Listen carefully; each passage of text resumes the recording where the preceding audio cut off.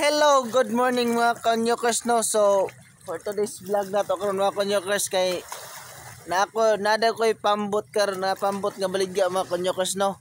So, taas-taas kini siya og dako-dako. So, basig ganahan mo mga kanyokers na ko'y baligya na mo na pambot diri 30 size ka taas tapos 19 ka lapad ang kasko og 35 ka buka ang batsula o 24 ka taas ang parka mga konyokers. So basig ganahan dai mo.